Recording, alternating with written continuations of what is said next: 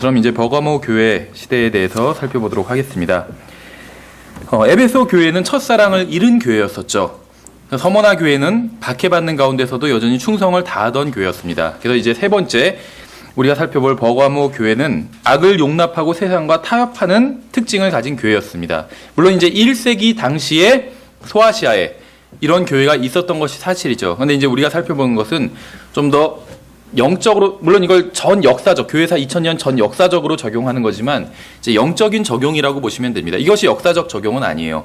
그러니까 역사적 적용은 1세기 당시의 교회로 해석하는 것이 역사적 적용입니다. 근데 이제 우리는 1세기 당시의 교회로 해석하는 것이 해석을 하지만 우리 이제 영적인 조명을 통해서 교회사 2000년간의 이 7교회를 맞춰서 이렇게 해석하는 거기 때문에 영적인 적용이라고 보시면 돼요.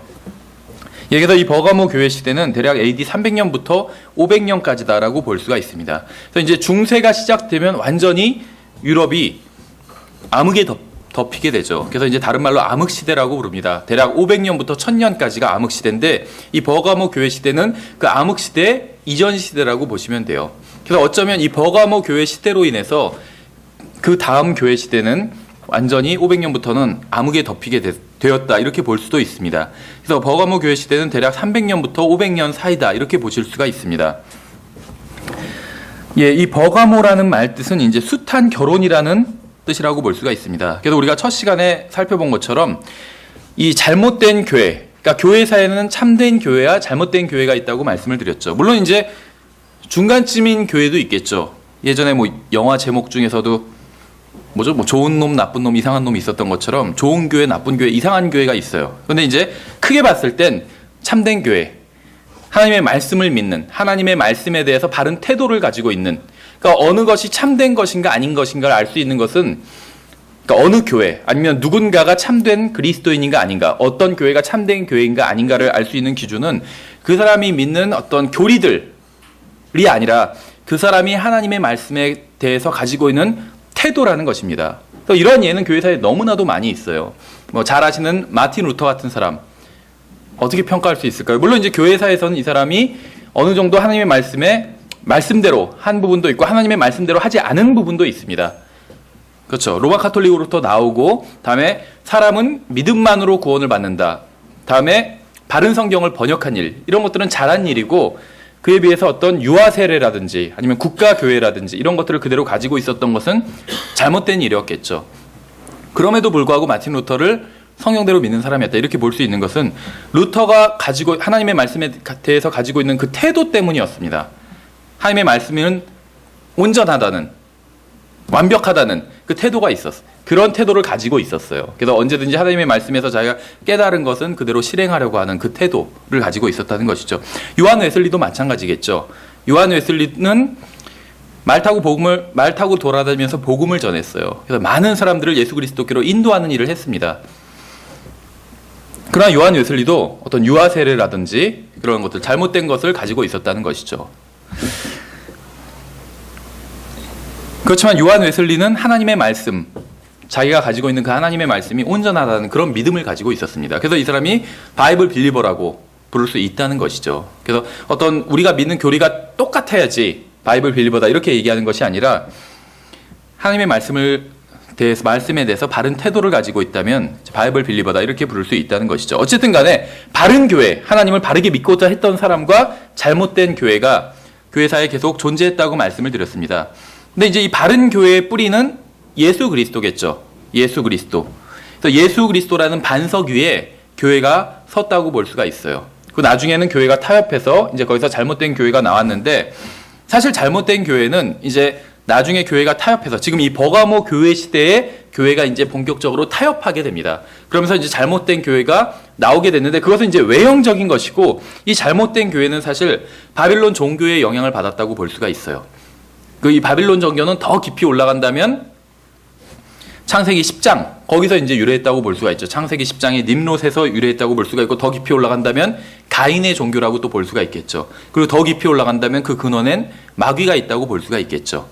그래서 이 잘못된 교회는 이제 이 신비적인 바빌론 종교가 로마 카톨릭 내부로 이동해서 잘못된 교회가 탄생하게 되었다 이렇게 볼 수가 있겠죠. 그래서 어쨌든지 간에 이 버가모 버가모라는 말 뜻은 이제 숱한 결혼이라고 합니다. 숱한 결혼, 뭐 많은 결혼. 그래서 주님께서 특별히 그 당시에 이 7교회 외에도 다른 교회들이 있었는데, 갈라디아 교회도 있고 바벨론에 있는 교회도 있고 다른 교회들이 있었는데 1세기 당시에 주님께서 특별히 계시록 2장과 3장에 나온 7교회를 선택하시고 또 7교회를 순서대로 에베소 교회, 서머나 교회, 버가모 교회 이런 순서대로 배치하시고 그다음에 편지를 쓰셨다는 것은 분명한 의도가 있다는 것을 알 수가 있겠죠. 우리가 보통 사람이 완벽하지 않은 평범한 사람이 책 한 권을 써도 다 서문 쓰고 그다음에 1장 챕터 1에는 무엇이 들어가고 2장에는 무엇이 들어가고 이렇게 의도적으로 쓴다는 것이죠. 모르겠어요. 요즘 뭐 논문 이거 베낀 거 갖고 문제가 되는데 그렇지 않은 경우 그건 오타까지 베꼈다고 그러죠. 똑같이. 그렇죠. 그러니까 그렇게 베껴 쓴 게 아닌 이상은 자기가 계획해서 책을 쓰고 글을 쓴다면 의도를 가지고 있다는 것이요. 그러니까 하물며 하나님의 말씀은 더 의도가 있겠죠. 그러니까 하나님께서는 버가모 교회를 세 번째 위치에 계시록의 7교회 중에 두신 것은 의도가 있었다라고 볼 수가 있다는 것입니다. 예, 어쨌든 간에 이제 이 버가모 교회 시대에 이제 본격적으로 어떤 로마 카톨릭 종교의 원시적인 형태를 가진 로마 카톨릭 종교가 탄생하게 됩니다. 지금과 같은 형태는 아니겠지만 이제 좀 더 원시적인 형태의 로마 카톨릭 종교가 탄생했다고 볼 수가 있습니다. 이 시대의 성경대로 믿는 사람들은 우리가 이름을 다 알 수가 없겠죠. 전에 말씀드린 것처럼 기록이 다 없어져 버렸어요.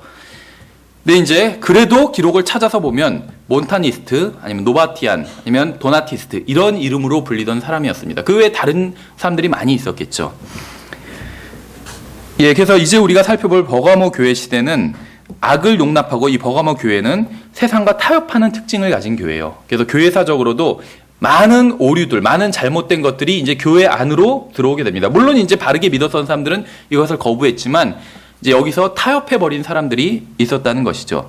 그래서 에베소 교회는 처음에 교회가 첫사랑을 잃어버렸죠. 그래서 타락했고, 그다음에 서머나 교회는 그랬기 때문에 주님께서 책망을 하셨죠. 박해를 한 시대라고 본다면 이 버가모 시대는 타협하는 시대였습니다. 타협하는 시대. 그리고 이제 그 다음 두아디라 시대는 이제 완전히 변질돼 버린 시대라고 볼 수가 있어요. 예, 먼저 버가모 교회에게 주시는 말씀을 우리가 살펴보고 이 시대를 좀 더 살펴보기로 하겠습니다. 계시록 2장 12절부터 17절. 계시록 2장 12절부터 17절. 예, 한 절씩 읽을까요? 제가 12절 읽고 여러분 13절 읽으시고 12절 버가모에 있는 교회의 천사에게 쓰라. 양날 달린 날카로운 검을 가진 이가 이것들을 말하노라.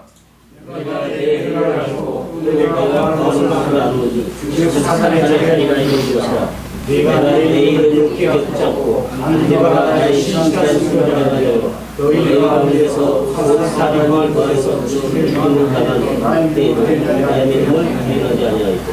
그러나 내가 너를 책망할 것이 몇 가지 있나니 이는 거기에 발람의 교리를 붙잡는 자들이 내게 있기 때문이로다. 그가 발락을 가르쳐 이스라엘 자손 앞에 걸림돌을 놓게 하고 우상들에게 희생물로 바친 것들을 먹게 하며 또 음행하게 하였느니라. 이와 같이 내게도 니콜라의 교리를 붙잡는 자들이 있거니와 내가 그것을 미워하노라. 회개하라. 그리하지 아니하면 내가 속히 내게 가서 내 입에 칼로 그들과 싸우리라. 믿는 자는 성령께서 교회에 말씀하신 것을 들을지어다. 믿는 자의 내가 붙여두는 말로 먹게 하고 또 인도를 그에게 줄 터인데 그 돌에는 새 이름이 기록되어 있어 그 돌을 아는 자에게는 한 분도 끊이지 않으리라. 예, 아멘. 예, 우리가 이 말씀을 지금 이제 뭐 교리적으로 해석하자는 것은 아닙니다. 이제 이 말씀에 비춰서 이 시대를 한번 이 말씀을 통해서 비춰보자는 것입니다. 12절에 보면 주님께서는 양날 달린 날카로운 검을 가진 이라고 자기를 계시하고 있어요. 그래서 지금 편지가 시작될 때 또 끝에 동일한 반복되는 말씀이 있죠. 그런데 이제 또 반복되지 않은 말씀들도 있어요. 특히 각 시대마다 주님께서 자기를 계시하실 때는 그 시대에, 그러니까 각 교회마다 주님께서 자기를 계시하실 때는 교회에 맞는 이름으로 자기를 특징지어서 계시하고 계시다는 것이죠. 근데 왜 하필 주님께서는 여기서 자신을 양날 달린 검을 가진 분으로 계시하고 있을까요? 여러 가지가 있겠지만 우리가 영적으로 이제 적용을 해본다면 이 양날 달린 날카로운 검, 이게 무엇이죠? 하나님의 말씀을 떠올릴 수가 있겠죠. 하나님의 말씀. 주님께서는 자신이 하나님의 말씀을 가지고 있는 분으로 계시하고 있다는 것이에요. 물론 예수 그리스도 자체가 또 하나님의 말씀이겠죠. 예수님은 대문자 말씀이죠. 대문자 W로 시작하는 The Word of God. 그리고 이제 성경은 소문자로 시작하는 Word of God이라고 볼 수가 있겠죠. 어쨌든지 간에 이 시대에 우리가 살펴보겠지만 많은 이제 잘못된 교리들, 이단 교리들이 바빌론 종교의 어떤 실행들이 교회 내로 들어오게 됩니다. 근데 이러한 것들은 하나님의 말씀을 기준으로 삼지 않았기 때문에 교회 내로 들어올 수 있었던 것이에요. 그래서 만약에 하나님의 말씀을 굳게 붙들었다면 마치 에베소 교회는 첫사랑, 물론 중요한 걸 잃어버렸지만 하나님의 말씀에는 붙어 있었죠. 그래서 교회 내로 잘못된 것이 들어올 수가 없었어요. 니골라당의 실행이 교회 내로 들어올 수가 없었죠. 왜냐하면 하나님의 말씀을 가지고 있었기 때문이에요. 이 사람들은 하나님의 말씀에 붙어 있었죠. 근데 이 버가모 교회 시대에는 버가모 교회는 하나님의 말씀을 제쳐둔 것입니다. 그렇기 때문에 버린 것이기 때문에 하나님의 말씀을 버렸기 때문에 교회 내로 이제 잘못된 실행들이 들어오게 된 것이에요. 그리고 실제로도 지금 그러니까 잘못된 성경에 어떤 그 원조에 해당하는 성경이 이 시대에 나오게 됩니다. 그래서 오리겐이 만든 성경이 대략 이 시대에 오리겐이 성경을 만들고 그 다음에 유세비우스가 또 그 잘못된 성경을 복사했다고 보시면 돼요. 그래서 이 시대에 잘못된 성경의 어떤 원조격인 성경이 탄생하는 시대입니다. 그래서 하나님의 말씀을 버린 시대라고 볼 수가 있어요. 그랬더니 온갖 잘못된 교리들이 교회로 밀려 들어오게 되었다는 것이죠. 그래서 하나님의 말씀을 의미한다는 것이 이 양날 달린 날카로운 거미. 그래서 모든 문제들이 판단받고 해결받는 기준은 하나님의 말씀임을 우리가 기억할 필요가 있다는 것이죠. 사람들의 의견과 견해는 하나님의 말씀에 비해서 중요하지 않다는 것입니다. 물론 사람들의 의견도 존중해야 되겠지만 하나님의 말씀과 다르다면 그것은 누가 말했다 할지라도 배격해야 된다는 것이에요. 처음에 말씀드린 것처럼 근데 오늘날에도 완전히 사람들의 권위만 높임을 받고 하나님의 말씀, 하나님의 권위는 무시당하는 시대예요. 그래서 성경에 이렇게 돼 있다 보여줘도 어떤 사람들에게 예를 들어서 바른 성경에 대해서 소개해주고 개혁 성경과 비교해서 보여줘요.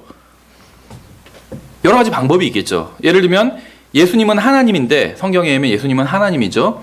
근데 하나님께서는 거짓말하실 수 없다고 그랬잖아요. 성경은 하나님의 말씀이고 예수님께서 하늘과 땅이 없어지기 전에 내 말들이 없어지지 아니하라고 말씀하셨는데 개혁성경에 없음이라는 구절들이 13구절이나 있잖아요. 그렇죠. 이런 걸 보여줘요. 그래서 개혁성경이 잘못된 성경이다. 그 자리에선 이해를 하는데 다음 주에 다시 만났을 때는 내가 우리 교회에 가서 목사님한테 물어보니까 목사님은 괜찮다고 하더라. 없는 것도 다 그만한 이유가 없기 때문에 없음이라고 돼 있는 거라고 하더라. 원래 없는데 있다고 돼 있는 성경이 잘못된 성경이라더라. 이런 식으로 얘기한다는 것이죠. 성경을 통해서 보여줘도 개혁 성경을 통해서도 개혁 성경이 잘못됐다는 것을 입증해서 보여줬는데도 불구하고 거부해 버린다는 것이죠. 그 사람은 단순히 킹제임스 성경만 거부한 것이 아니라 개혁 성경도 거부한 거예요. 그럼 그 사람이 선택한 건 무엇이냐면 킹제임스 성경과 개혁 성경과 목사님 중에 목사님을 선택한 것이에요. 킹제임스 성경은 킹제임스 성경이 맞다는 걸 증거하고 있어요. 개혁 성경도 킹제임스 성경이 맞다는 걸 증거하고 있어요. 개혁 성경 스스로는 자기가 잘못됐다는 걸 드러내고 있기 때문에 킹제임스 성경이 맞다는 걸 증거하는 것이요. 목사님을 선택한 것이요. 킹제임스 성경도 아니고 자기가 보던 그 개혁 성경도 아니고 목사님, 사람을 선택한 것이요. 이 시대도 마찬가지였다는 것입니다. 하나님의 말씀이 아닌 사람을 선택했어요. 그러자 온갖 이상한 교리들이 다 들어오게 됩니다. 그래서 모든 것이 교정받는 기준이 바로 하나님의 말씀입니다. 또 하나님의 말씀으로 충분합니다. 그 다른 어떤 계시도 더 이상 필요하지 않다는 거예요. 그래서 하나님께서 마지막으로 하신 말씀이 뭔지 아세요? 마지막으로 이 세상 사람들에게, 모든 사람들에게 마지막으로 하신 말씀. 계시록이 마지막 부분에 나와 있는 말씀이에요. 그 이후에는 하나님께서 어떤 말씀도 하신 적이 없어요. 그럼 내가 하나님의 말씀을 들었다 이렇게 주장하는 것은 다 잘못된 주장이라는 것이에요. 그래서 우리가 지난 학기 이제 성경에 대해서 보면서 그런 부분도 봤었죠. 왜 그럴 수밖에 없냐면 만약에 어떤 사람이 자기가 계시를 받았다고 해요. 하나님의 말씀을 받았다고 그래요. 근데 그 계시를 받은 내용이 있을 거 아니에요. 그렇죠? 근데 그 내용이 성경과 일치하는 것이라면 그 계시가 필요할까요? 우리가 성경을 하나님의 말씀이라고 하잖아요. 계시를 받았어요. 성경을 통해서. 그 계시는 이것으로 창세기로 시작해서 계시록으로 끝나버렸어요. 근데 여기에 이것 말고 어떤 사람이 자기가 계시를 받았다고 주장을 해요. 근데 그 계시가 성경과 일치한다면 그 계시는 필요 없죠. 성경과 일치하는데 왜 필요하겠어요? 이미 있는데. 근데 어떤 사람이 받은 계시가 성경과 달라요. 예를 들면 예수님 말고도 구원받는 방법이 있다. 이런 계시를 받았다고 그래요. 그 사람이. 성경과 다른 계시죠. 그러면 성경이 틀렸거나 그 사람이 받은 계시가 틀렸거나 둘 중에 하나예요. 그렇죠? 우리는 그 사람이 틀렸다고 믿는 거죠. 성경이 맞다고 믿는 것이고. 그러니까 어떤 사람이 계시를 받았는데 그것이 성경과 같건 틀리건 상관없이 계시는 더 이상 필요하지 않다는 것이요. 성경과 다른 계시라면 성경과 다르기 때문에 그건 하나님께서 주신 계시가 아니고 성경과 같은 계시라면 이미 성경이 있는데 왜 또 계시를 해주겠어요? 다른 사람한테. 의미가 없다는 것이죠. 그러니까 하나님께서 주신 계시는 성경으로 끝났다는 것입니다. 그래서 이 하나님의 말씀이면 충분하다는 거죠. 성경에 모든 것이 다 나온 건 아니지만 우리가 알아야 될 모든 것은 다 나와 있어요. 그렇죠. 그 다음에 건전한 상식만 가지고 있다면 충분히 모든 문제를 다 극복할 수가 있다는 것입니다. 그래서 교회는 입법부가 아니에요. 입법부가 아닙니다. 교회는 어떻게 보면 행정부랑 같아요. 그렇죠. 있는 법을 이제 실행하는 기관. 입법부는 누구냐 하면 하나님이에요. 하나님. 법을 만들어 주시는 분은 하나님이잖아요. 그렇죠. 시편에서도 하나님을 로우기버라고 말씀하고 있죠. 법을 주시는 분. 하나님이 입법부입니다. 교회는 행정부예요. 하나님의 말씀대로 실행을 해야 되는 사람들이라는 것이죠. 13절에서 주님은 내가 내 행위를 안다고 말씀하고 있어요. 주님은 지역교회를 감찰하시는 분입니다. 주님은 모임에서 일어나는 모든 일을 다 알고 계신 것이죠. 디모데전서 5장 21절을 보면 주님은 우리의 모든 일을 평가하고 살펴보시는 분임을 알 수 있습니다. 또 고린도후서 8장 21절에서도 사도 바울은 재정 문제에 대해 말하면서 주님께서 살펴보고 계시기 때문에 주님 앞에서뿐만 아니라 사람들 앞에서도 조심해야 한다고 말씀하고 있어요. 이 버가모 교회는 일단 주님의 이름을 배반하지는 않았습니다. 그래서 그들은 주님의 이름을 부인하지는 않았어요. 13절에서 그렇게 말씀하고 있죠.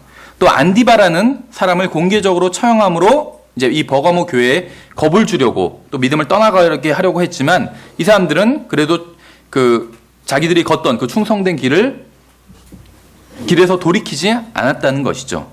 그래서 주님의 이름을 배반하지는 않았습니다. 이 안디바는 여기서 이제 유일하게 한 번만 나오는 사람인데 순교자였다는 것은 알 수가 있겠죠. 근데 성경 다른 어떤 곳에서도 이 안디바에 대한 정보는 더 이상 나오지는 않습니다. 어떻게 보면 그렇다고 해서 안디바가 전혀 중요하지 않은 사람이었다 이렇게 얘기할 수는 없겠죠. 우리는 몰라요. 안디바에 대한 자세한 이야기는. 다만 주님께서는 필요하지 않기 때문에 성경에 기록해 놓지 않으셨다고 생각할 수밖에 없겠죠. 어떻게 보면 바나바도 마찬가지겠죠. 바울과 논쟁 이후에 예를 들면 바나바가 잘못됐고 바울이 바르기 때문에 주님께서는 바울의 이야기만 쓰셨다. 사도행전에 보면 처음에 베드로 중심으로 가다가 그 다음에 바울과 바나바 중심으로 가다가 나중엔 바울만 나오잖아요. 그렇죠. 그래서 바나바가 잘못했기 때문에 그렇게 한 것이다 이렇게 주장하는 사람들도 있는데 그건 모른다는 거예요. 그렇죠. 안디바 이야기가 딴 데서는 안 나온다고 해서 안디바는 중요하지 않은 사람이었다 이렇게 볼 수는 없잖아요. 그렇죠. 예, 그래서 바나바도 마찬가지였을 수도 있겠죠. 이 사람도 중요한 일을 많이 했지만 주님께서 어떤 의도를 가지고 바울의 이야기만 기록하셨을 수도 있는 것이죠. 마치 예수님께서 하신 일이 복음서에 기록된 것 이외에도 많이 있지만 다 기록하지 않았다고 얘기하고 있잖아요. 요한복음 끝에서도. 그렇죠. 그것과 마찬가지일 수도 있겠죠. 어쨌든지 간에 성경은 우리가 필요한 것들만을 이야기해주고 있다는 것입니다.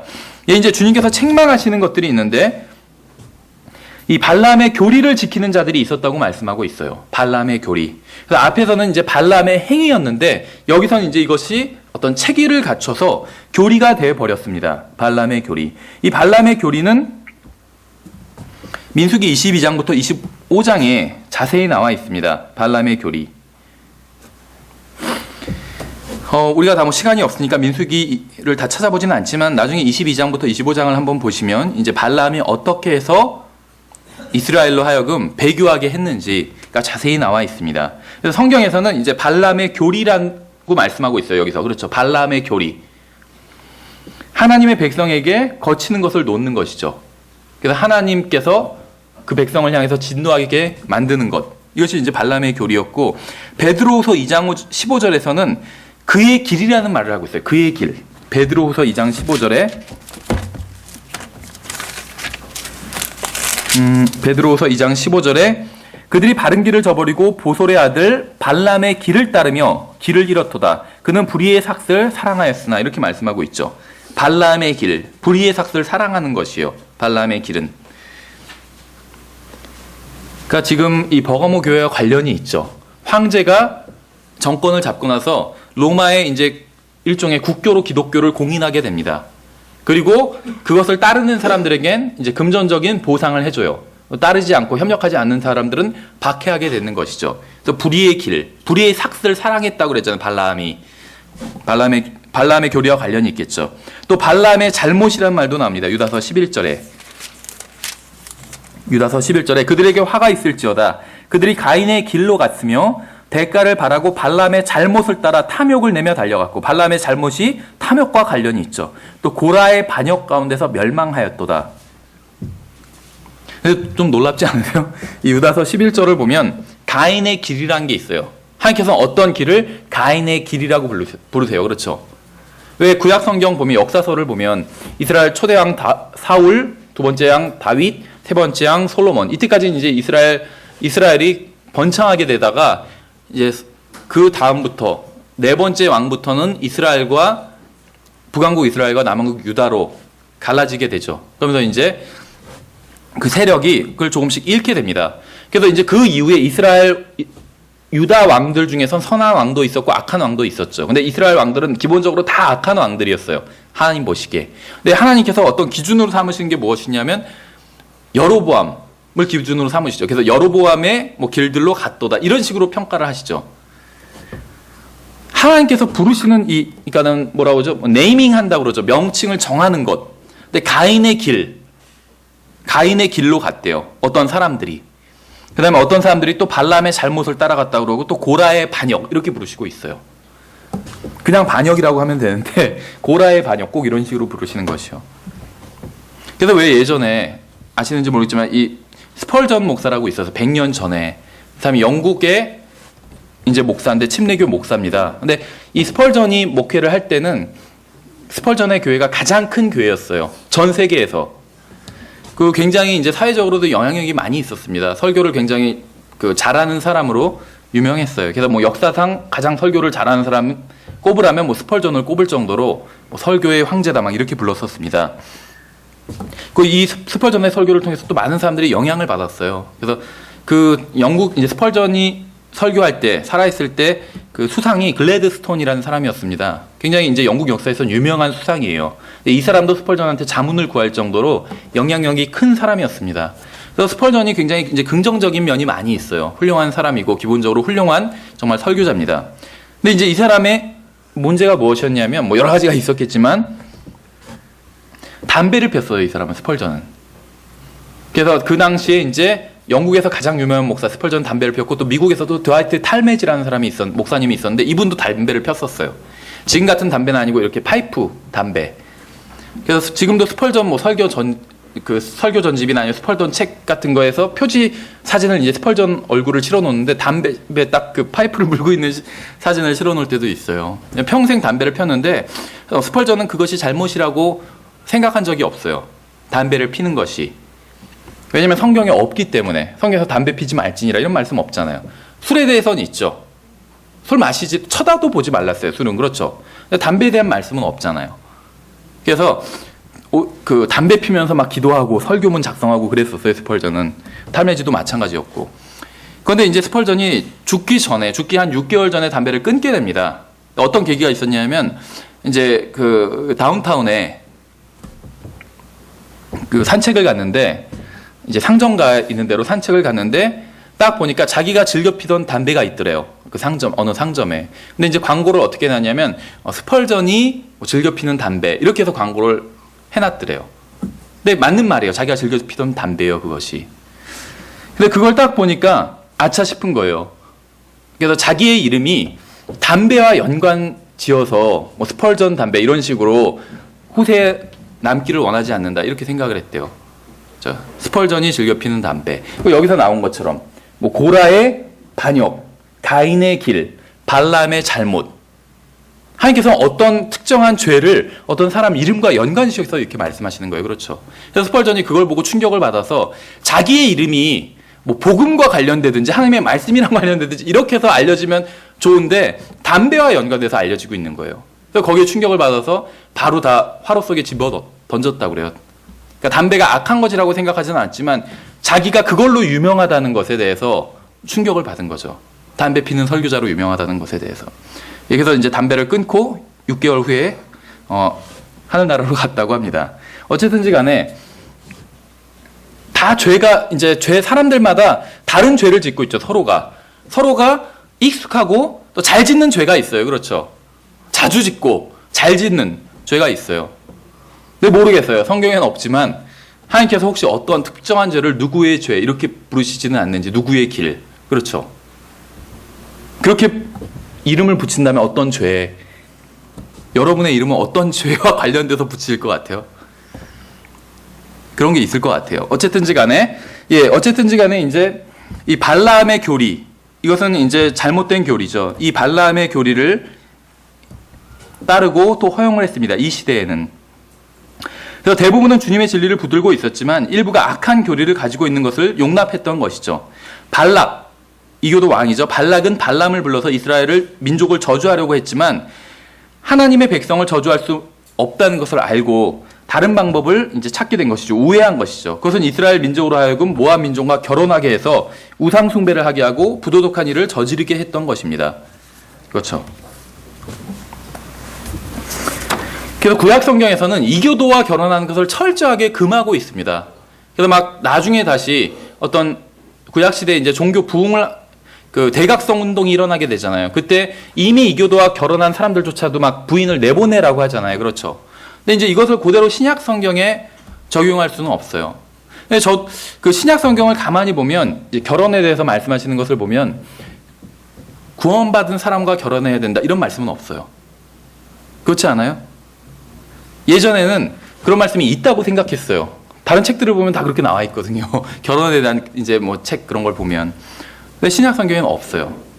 그럼 어떤 말씀이 있냐면 재혼의 경우에 주 안에서 하라고 말씀하고 있어요. 그러니까 재혼할 때는 그리스도 안에서 하라는 거예요. 그러면은 초혼인 경우엔 그리스도 안에서 안 해도 되느냐? 그 얘기가 아니에요. 그건 당연한 거예요. 성경에는 없지만. 근데 다만 성경에선 그것을 기준으로 삼고 있지 않다는 거예요.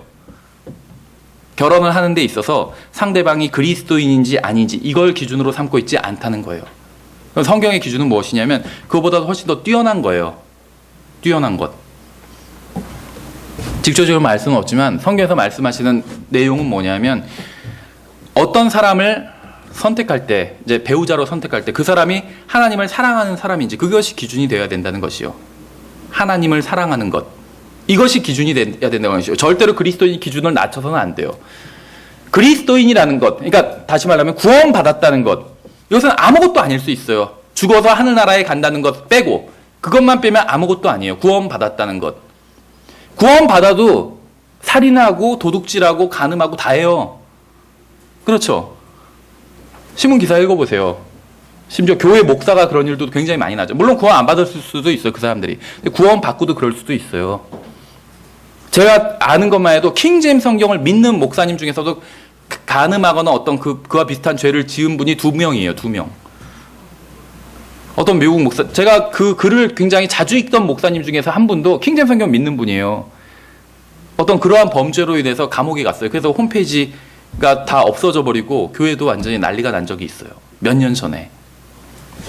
구원받았다고 해서 점수를 줄 수는 없다는 것이죠. 구원받았다는 건 죽어서 지옥에 간다. 그것을 의미하고 더 이상 아무것도 의미하지 않는다는 것이죠. 그럼 무엇이 기준이 돼야 되냐면 하나님을 사랑하는 것. 이것이 기준이 돼야 돼요. 구원받아도 간음을 할 수 있죠. 근데 하나님을 내가 지금 사랑하고 있다면 간음을 하지 않아요. 그렇죠. 구원받아도 살인할 수 있어요. 근데 하나님을 지금 사랑하고 있다면 살인하지 않아요. 그렇죠. 그러니까 기준은 그것이 돼야 된다는 것이 하나님을 사랑하는가. 그래서 내가 예를 들면 배우자를 선택할 때 구원받았는가 아닌가 이것이 아니라 그건 당연하고 거기서 만족하면 안 돼요. 그래서 교회 다녀? 그럼 거기서 만족하면 안 돼요. 구원받았어? 예수님 믿어? 그럼 거기서 이제 됐다라고 생각하면 안 된다는 거예요. 하나님을 사랑하는지 그것이 중요하다는 것이요. 그렇죠. 어쨌든지 간에 그래서 이제 이 발람의 교리라는 것은 이제 이교도들을 이스라엘과 서로 결혼시켜서 완전히 타락시키는 것을 의미한다는 것입니다. 뭐 정확한 말인지는 모르겠지만 한 사람의 예를 들면 육신적인 그리스도인들에게 좋은 영향을 미치기 위해서는 훨씬 더 많은 수의 10명의 영적인 그리스도인들이 있어야 된다고 합니다. 비슷한 수면 오히려 육신적인 그리스도인들에게 영향을 받을 수가 있다고 그래요. 뭐 정확한 얘기인지 아닌지는 모르겠지만 어쨌든지 간에 이스라엘 백성이 이교도와 결혼하고 나서는 완전히 이제 이교도를 따라가게 됩니다. 그래서 배교하게 돼버린 것이죠. 근데 이 일이 이제 교회사에서도 일어났다는 것이요. 바로 버가모 교회 시대에 이제 이러한 일들이 본격적으로 일어나게 됩니다. 성경에 의하면 성별이라는 것은 단순히 세상으로부터 떨어지는 것, 분리하는 것이 성별이 아니에요. 그러니까 separated from the world, 세상으로부터 분리한 것, 이것이 성별이 아니라 separated unto God, 하나님께로, 세상과 떨어져서 하나님께로 나와야지 온전한 성별이라는 것입니다. 그렇죠. 세상으로부터 분리된 사람들은 많이 있어요. 불교, 요즘은 절들이 뭐 도심에도 많이 내려와 있지만 예전에는 주로 산속에 있었잖아요. 절이나 수도원이나 세상으로부터 분리했지만 하나님께로 분리하지 않았다면 의미가 없다는 것이죠. 어떤 사람들은 성별에 대해서 생각할 때 여러 가지 어떤 규례들을 지키는 것, 이런 걸 생각하는 사람들이 있습니다. 그래서 불교에서도 뭐 하지 말아야 될 것, 먹지 말아야 될 음식 이런 게 있죠. 수도원에서도 그래요. 하지 말아야 될 것, 심지어 뭐 어떤 기간 동안 말도 하지 않는 것. 수도원에서도 똑같이 그런 게 있어요. 불교에서처럼. 근데 성경은 그런 것, 그 성별이 그런 것과 관련이 있다고 말씀하고 있지 않아요. 성경에서 말씀하시는 성별은 하나님과 관련이 있고 또 하나님의 성품과 관련이 있습니다. 성별은 개인적인 성별이 있고 또 어떤 교회적인 성별이 있겠죠. 또 지역교회적인 성별, 모임과 관련된 성별 이런 것이 있겠죠. 근데 중요한 것은 개인적인 성별이에요. 개개인이 주님 앞에서 성별돼 있어야지 그 모임이 성별될 수 있다는 것이죠. 마귀는 우리의 마음을 흐트러뜨리고자 여러 가지 방법들을 동원하고 있습니다. 우리가 보는 모든 것, 또 읽는 모든 것, 우리의 마음에 어떠한 이런 것들은 우리 마음에 어떤 인상을 남깁니다. 그렇죠. 우리가 세상의 음악을 즐겨 듣는다면 나도 모르게 그 음악이 담고 있는 어떤 가치관에 빠져들게 된다는 것이죠. 다른 것도 마찬가지겠죠. 인터넷이나 TV나 아니면 책이나 모든 것들. 우리가 그런 것들에 자주 자신을 노출시킨다면 거기에 영향을 받을 수밖에 없겠죠. 우리는 고립되어 살 필요는 없지만 성별돼서 살아야 됩니다. 그러니까 우리가 세상이 즐기는 것을 그대로 즐기면서 동시에 나의 마음을 경건하게 보존할 수는 없다는 것이에요. 우리는 성별을 하면 할수록 하나님 앞에서 유용한 사람이 될 것입니다. 깨끗한 그릇이 될 것이에요. 아까도 그런 얘기를 했죠. 하나님께서 쓰시는 그릇은 깨끗한 그릇이에요. 깨끗한 그릇. 우리도 마찬가지죠. 또 우리는 모임의 집합적인 성별을 생각해 볼 필요가 있습니다. 주님의 이름으로 모인 무리가 잘못된 교리를 용납한다면 결국 모임은 순수성을 잃게 되고 이교도화되고 마는 것이요. 그러니까 교리가 굉장히 중요하다는 것이죠. 예, 또 여기는 이제 니콜라당의 교리를 가르치는 자들이 있었습니다. 이 버가모 교회에는 지역교회 안에는 모임의 인도자들이 있어야 됩니다. 모임의 인도자들. 그래서 장로는 영적으로 성숙한 사람을 말하는 것이죠. 뭐 실제적인 나이도 이제 어느 정도 있고 또 영적으로 성숙한 사람. 그러니까 나이만 있으면 되는 것은 아니고 그 나이가 되도록 오랜 시간 주님을 섬긴 사람, 주님과 교제하고 동행한 사람. 이런 사람이 이제 성경에서 말씀하시는 장로인 것이겠죠. 또 목사 같은 경우에 이제 양들을 먹이는 일을 하겠죠. 양들에 앞서가면서 양들의 갈 길을 인도하는 사람이라고 볼 수가 있겠죠. 마귀는 발람의 교리를 통해서 세상과 연합하도록 유혹했습니다. 성도들이 세상과 연합하도록 유혹했어요. 또 니골라당의 교리를 통해서 성도들 안에서 다른 계층을 만들어낸 것이죠. 다 같은 성도예요. 다 같은 제자고 다 같은 형제들이고 근데 여기에 계층을 만들어낸 것이죠. 그렇죠. 근데 이제 우리가 이제 저도 그런데 목사님이라고 부르는 게 편해서 이제 목사님이라고 부르는데 사실은 목사라는 것 자체는 사실은 호칭은 아닙니다. 예를 들면 폴리스맨 이건 호칭이 아니에요. 그렇죠? 예를 들면 미국에서 경찰 아저씨가 지나가는데 내가 도움이 필요해요. 그래서 부를 때 폴리스맨 이렇게 부르지 않아요. 그건 호칭이 아니에요. 그 사람이 하는 일이지. 호칭은 무엇이냐면 폴리스 오피서예요. 그래서 폴리스 오피서 이렇게 불러야 돼요. 그게 정중한 거예요. 그게 마찬가지란 것이죠. 우리가 사실 서로 부르는 호칭은 형제예요. 형제. 근데 하는 일이 목사라는 것이 어떤 사람이 주님께서 그 목사의 은사를 주셨기 때문에 그래서 마치 목사는 폴리스맨이라는 말과 같은 것이고 형제는 폴리스 오피서라는 말과 같은 것이에요. 근데 이제 우리가 또 편의상이 이제 그렇게 부르는 것인데 더 중요한 것은 근데 이제 그것이 반대가 되면 안 되겠죠. 예를 들면 이제 잘 모르는 사람들이 왔을 때 또 오해할까봐 그냥 우리가 이제 목사님이 이렇게 부르는 경우가 있어요. 그리고 우리가 그 말 자체에 어떤 다른 계급적인 그런 의미를 가지고 부르는 것은 아니에요. 그 다음에 목사의 일을 하니까 편하게 그냥 목사라고 부를 뿐인데, 뭐 거기까지는 용납할 수가 있어요. 그렇죠. 근데 기본적으로는 목사건 아니건 다 형제라는 것이에요. 기본적으로. 그래서 거기까지는 용납을 해도 반대로 목사님을 왜 형제라고 부르냐, 반드시 목사님은 목사님이라고만 불러야 된다, 이렇게 주장한다면 그것은 잘못된 것이겠죠.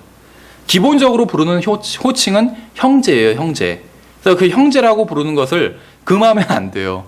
목사님한테 형제는 왜 형제라고 불러? 이렇게 얘기하는 경우가 있는데 절대 그래서는 안 된다는 것이요.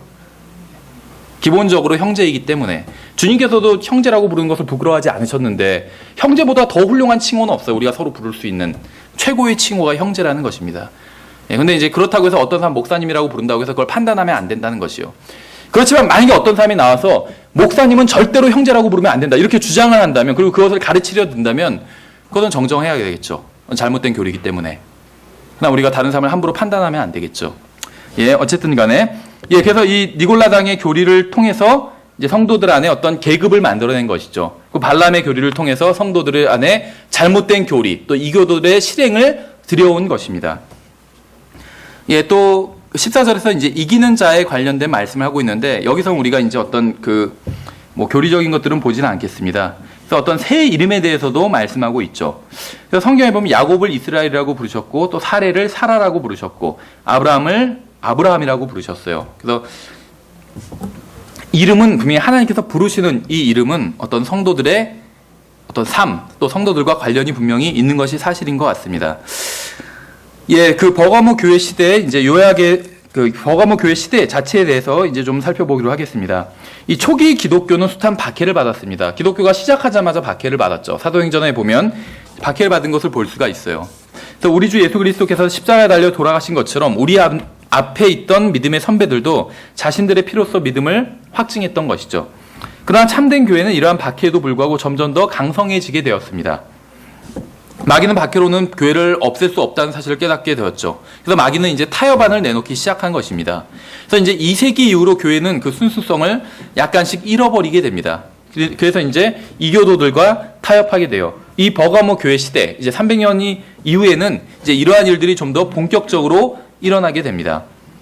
물론 모든 교회가 다 타협을 했던 것은 아니었지만, 타협을 하는 교회들은 그 수가 점점 더 늘어나게 되었다는 것이에요. 그래서 신약 성경의 서신서에서는 타협한 교회들에게 경고하는 수많은 메시지가 있습니다. 2세기 말에 가서는 배교의 속도가 점점 더 빨라지게 됩니다. 당시 배교한 교회들은 성직자와 평신도를 구분하는 성직 제도를 받아들였고, 이게 이제 니골라당의 교리죠. 성직 제도. 이것을 받아들였고, 급기야는 지역 교회의 자치성을 부인하고 한 교회에서 다른 교회들을 간섭하며 관리하기 시작했습니다. 성경 어디서도 그런 적이 없어요. 그렇죠. 교회가 부패하기 시작하면서 침례는 더 이상 간증으로 주어지지 않고 구원의 어떤 수단으로 베풀어지게 됐습니다. 교회가 부패하면서 잘못된 교리들이 들어오게 됐고, 그 잘못된 교리들 중에서는 침례를 통한, 그러니까 물을 통한, 어떤 의식을 통한 구원, 이런 잘못된 교리가 교회 내로 들어오게 되었다는 것이요. 참된 교회와 거짓된 교회만 있었던 것이 아니라 참된 침례와 거짓된 침례도 있어요. 그러니까 어떻게 보면 성경적 의미에서 보면 재침례라는 것은 사실은 없어요. 내가 예수 그리스도를 믿고, 내가 예수 그리스도를 믿는다는 것을 다른 사람들 앞에서 공개적으로 간증하기 위해서 받는 것이 바로 이 물침례입니다. 이것만이 참된 침례예요. 이것을 제외한 모든 침례는 다 거짓된 침례다. 그것은 침례가 아니라는 것이에요. 아무리 물속에 잠겨도 내가 예수님을 믿지 않고 만약에 이 물속에 잠기는 행위를 통해서 구원을 받는다고 생각한다면, 그런 마음으로 받았다면 그것은 성경에서 말씀하시는 침례를 받은 것이 아니에요. 그런 침례는 100번을 받아도 그것은 침례를 받은 것이 아니에요. 그렇다면 다시 구원받고 나서, 이젠 제대로 구원받고 나서 침례를 받는다면 그것은 재침례 받은 것이 아니에요. 처음으로 침례를 받은 것이에요, 사실은. 그렇죠. 다시 구원받은 게 아닌 것처럼, 다시 영접 기도를 한 게 아닌 것처럼, 어떤 의미에선 잘못된 영접 기도를 했다면 그건 예수님을 영접한 게 아니죠. 어떻게 보면 그것과 마찬가지란 것이죠. 아무리 물을 뿌리고 무슨 짓을 한다 할지라도 그걸 침례에 대한 의미를 잘못 이해하고 있거나 예수님을 믿지 않은 상태에서 받았다면 그것은 침례가 아니라는 것입니다. 그러니까 성경에 의하면 참된 침례가 있고 거짓된 침례가 있어요. 성경에 의하면 사실은 재침례라는 건 없죠. 정말 바르게 받은 침례, 단 한 번만 있을 뿐이에요. 예수님을 믿고 받았다면 바르게 받은 침례예요. 완전히 예수님을 믿고 물에 잠겼다가 다시 꺼내는 이 형태로 받았다면 바르게 받은 침례고, 그것을 제외하고 모든 침례는 다 잘못된 침례라는 것입니다. 예, 어쨌든지 간에 이제 이 초기 교회 기독교 이 시기에 침례에 의한 중생이라는 잘못된 교리가 들어오게 됩니다. 그래서 이러한 교리가 이제 확고해지니까 침례의 대상도 바뀌게 됐어요. 그러니까 원래는 예수님을 완전히 믿는 사람들에게만 침례를 줬습니다. 그런데 이제 어린아이들은 그것을 믿을 수가 없겠죠. 선악을 분별할 수 없는 어린아이들. 그렇죠. 그래서 그런 아이들은 침례를 주지 않았어요. 자기가 지금 무엇을 하고 있는지 아는 사람들만 침례를 줬습니다. 아, 내가 예수님을 믿는다는 것이 무엇인지 아는 사람, 자기가 죄인이란 걸 깨닫고 그 죄로부터 돌이키고 예수님을 믿는 사람, 이런 사람들에게만 침례를 주었어요. 어린아이들은 그것을 모르잖아요. 그렇죠? 죄가 무엇인지도 모르고 그런 아이들에겐 침례를 줄 수가 없어요. 그렇죠? 예, 그래서 원래는 이제 믿는 사람들에게만 침례를 주었습니다. 그런데 침례라는 것 자체가 구원의 수단이라는 잘못된 교리가 들어오고 나서는 유아들도 침례를 주기 시작한 것이요. 왜냐하면 침례가 구원의 수단이라면 이왕이면 어릴 때 구원을 받는 게 좋잖아요. 그래서 유아 세례가 들어오게 되었다는 것입니다. 침례가 구원의 수단이 되다 보니까 어린 나이에 침례를 받음으로 구원을 일찍 받아야 된다고 생각해서 유아 세례가 생기게 되었다는 것이죠. 그러니까 유아 세례라는 것은 사실 침례를 통한 구원이라는 교리가 생기고 나서 당연히 생길 수밖에 없었던 논리적으로 잘못된 교리라는 것이죠. 그렇죠? 우리가 기억해야 될 것은 배교는 순식간에 이루어지지는 않았습니다. 배교는 오랜 시간에 걸쳐서 서서히 이루어졌어요. 당시 참된 믿음을 간직하고 있던 순수한 교회들은 배교한 교회들과 교제를 단절하기 시작했습니다. 그래서 대략 AD 250년 이후에는 잘못된 교회와 바른 교회가 완전히 이제 단절을 하게 됩니다. 초기 기독교에서는 잘못된 교리는 대략 이제 세 가지로 정리를 할 수가 있어요. 더 많이 있겠지만 잘못된 교리 큰 것 세 가지를 꼽는다면, 지역교회가 자치적으로 운영되는 것이 아니라 다른 큰 교회에 의해서 간섭을 받기 시작했다는 것이요. 두 번째로는 믿음만으로 구원을 받는 것이 아니라 침례가 구원의 수단이 되어버렸습니다. 그래서 여기서 이제 관련된 게 세 번째, 침례에 의한 중생과 아울러서 유아세례가 등장하게 되었다는 것이죠. 이 침례와 유아세례 때문에 중세의 수천만 명의 그리스도인들이 목숨을 잃고 또 잔혹한 핍박을 받게 됩니다. 이 세 가지 모두 다 최종 권위의 어떤 부재의 결과라고 볼 수가 있겠죠. 다시 말하면 최종 권위의 부재라는 게 무슨 말이냐면 성경을 하나님의 말씀으로 믿지 않았다는 거예요. 그래서 이런 잘못된 것들이 들어오게 되었다는 것이죠. 성경을 최종 권위로서 믿지 않았다라는 것이죠. 그러나 이교도들과 종교인들의 혹독한 박해에도 불구하고 참된 교회는 하나님의 말씀으로 말미암아 계속 세워지게 됩니다. 박해를 받으면 받을수록 교회가 더 늘어나게 된다는 것이요. 중국과 북한 마찬가지죠. 중국에서도 박해가 많으면 많을수록 교회가 더 늘어나고 있어요. 희한한 일이죠. 물론 배교한 교회들도 이제 계속 늘어나게 되었습니다. 그 결과 참된 교회와 가짜 교회 사이의 골은 더 깊어지게 되었다는 것이죠. 결국 참된 교회와 가짜 교회 사이의 갈등에 정부가 개입을 하게 되었습니다. 정부는 두 진영의 이러한 갈등에 개입해서 가짜 교회의 손을 들어주고 말았다는 것이에요. 정부가 보기에는 이교도와 혼합된 가짜 교회를 통해서 제국을 더 효율적으로 지배할 수 있기 때문에, 왜냐하면 제국 내에 이미 크리스찬과 그리스도인들과 이교도들이 있기 때문에 지금 가짜 교회, 잘못된 교회, 배교한 교회는 이교도들을 용납하고 있잖아요. 그렇죠? 이교 교리까지도 용납하고 있어요. 교회에 다 받아들이고 있어요. 그렇기 때문에 당연히 이 가짜 교회, 잘못된 교회를 통해서 제국을 더 효율적으로 지배할 수 있겠다, 이렇게 정부에서는 판단했다는 것이죠.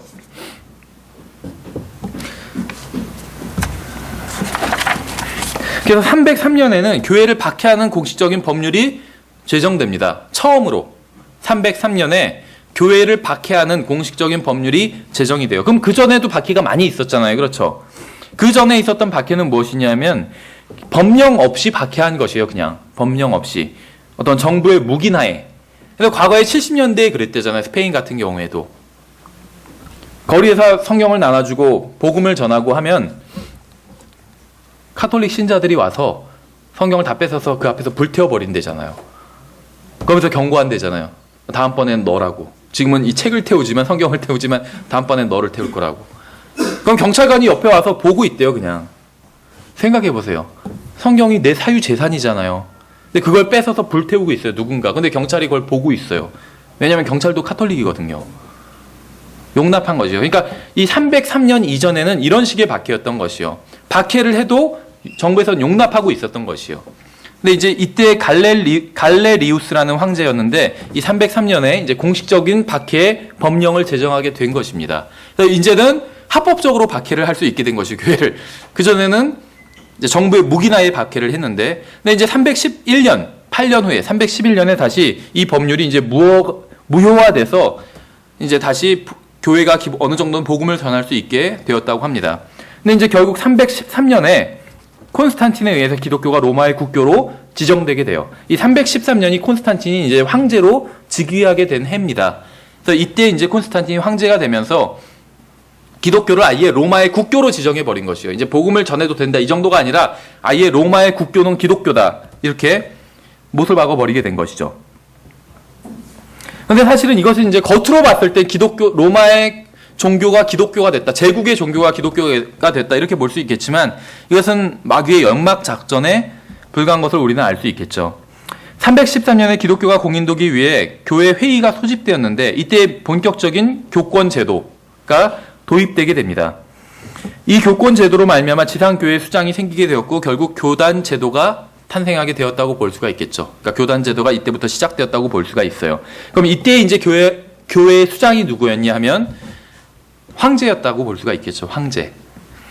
이러한 일련의 교회의 배교로 말미암아 급기야는 로마 카톨릭이 이제 탄생하게 됩니다. 아직 지금과 같은 형태의 로마 카톨릭은 아니겠지만 이제 원시적인 로마 카톨릭이 탄생하게 되었다고 볼 수가 있는 것이죠. 근데 아직 이제 로마 카톨릭의 힘이 절대적이었던 것은 아니에요. 그러니까 로마 교회의 힘이 지금과 같이 절대적인 것은 아니었다고 볼 수가 있습니다. 왜냐하면 황제가 교회의 수장이기 때문에.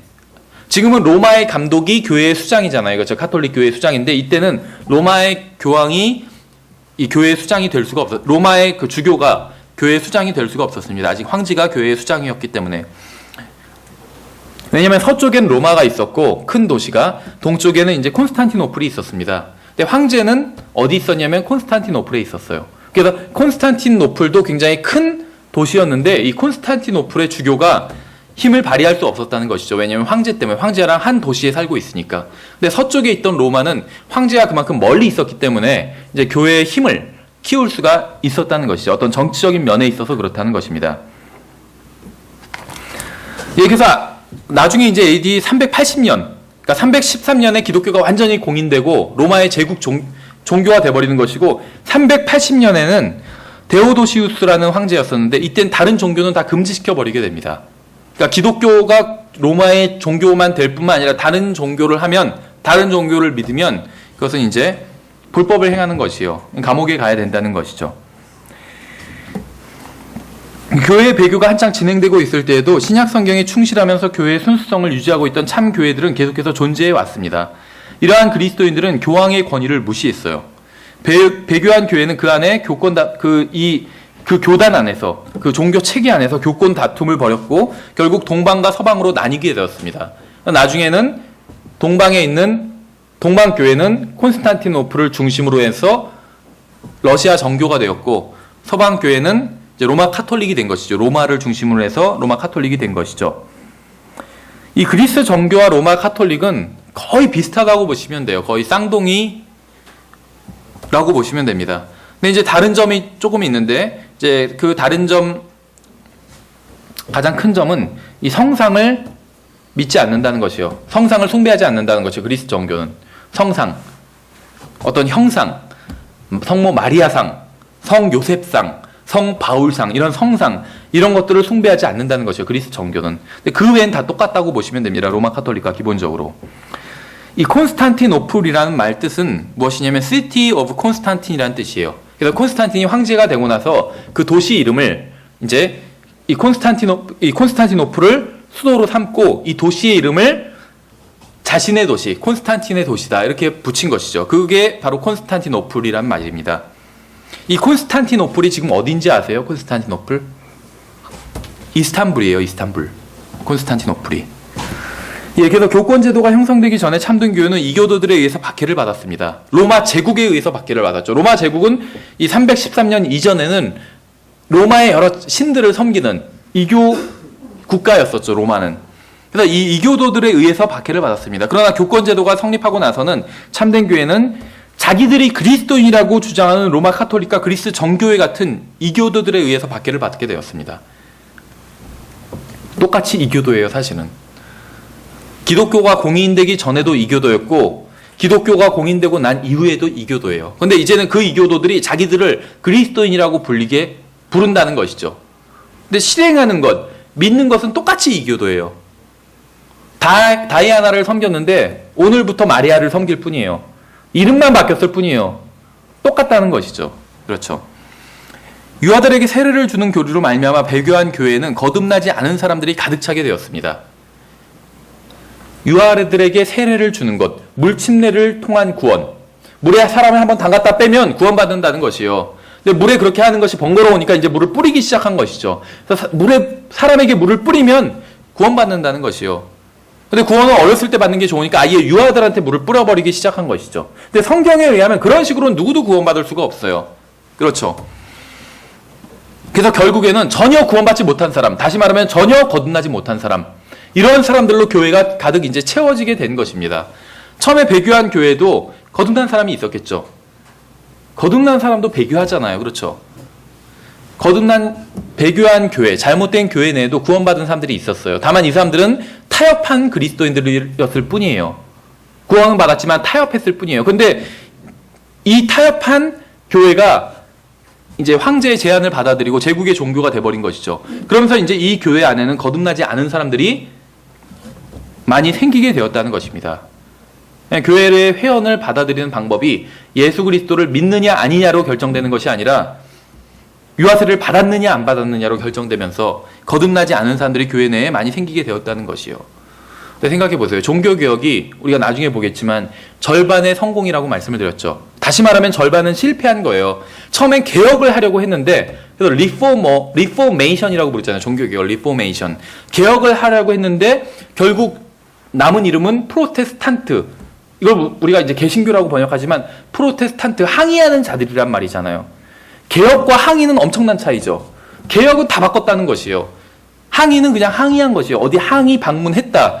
일본이 예를 들면 가끔 가다가 한 번씩 뭐 독도가 자기네 땅이라고 얘기하잖아요. 그럼 일본 대사관에 가서 항의하잖아요. 그렇죠? 항의 방문을 하잖아요. 바뀐 게 하나도 없어요. 독도가 자기네 땅이라고 하는 사람들 머리를 속을 개혁시키기 전엔 바뀌지 않아요. 그것은. 그렇죠. 항의와 개혁은 엄청난 차이예요. 근데 결국 종교개혁이 항의로 끝나고 만 것이에요. 항의로 끝나고 말았어요. 그래서 유아세례라는 것이 아직도 이 개신교들 안에는 남아있잖아요. 그렇죠.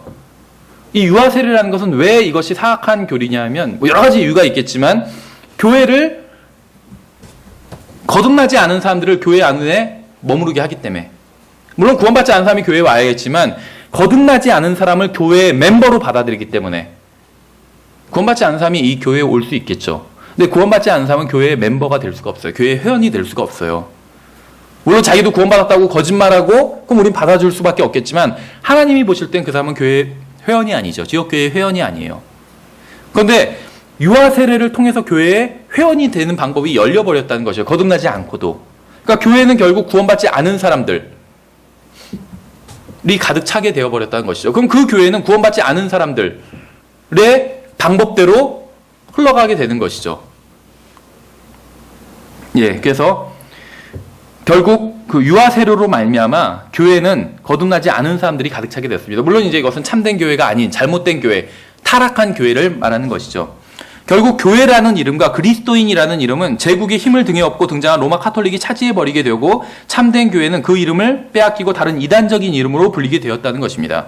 참된 교회는 뭐 몬타니스트, 노바티안, 파테린, 재침례교도 이런 이름들, 킹제임스 유일주의자들 이런 이름, 저 사람들은 킹제임스 성경만 맞다고 한데 이런 이름, 이단인가 봐, 이런 이름으로 불리게 됐다는 것이죠. 유아세례가 공식적인 법령으로 제정된 416년 이후에 암흑시대가 이제 본격적으로 시작되게 됩니다. 이 암흑시대에는 수많은 참된 그리스도인들이 모진 고문과 투옥과 박해와 결국 죽음을 맞이하게 되는 시대예요. 그들은 그리스도인이라는 이름을 빼앗기고 그들의 영적 지도자나 그들이 주로 활동했던 지명에 따라서 불리게 됩니다. 그러나 참된 교회는 주님의 섭리로 말미암아 계속 신앙을 이제 전수할 수 있게 되는 것이죠. 반대로 배교한 교회는 이 세상의 신의 비호를 받으며 더욱 교세를 확장하게 됩니다. 이 시기에 교황이라는 칭호가 사용되기 시작했고 중세에는 이제 굳어지게 되었습니다.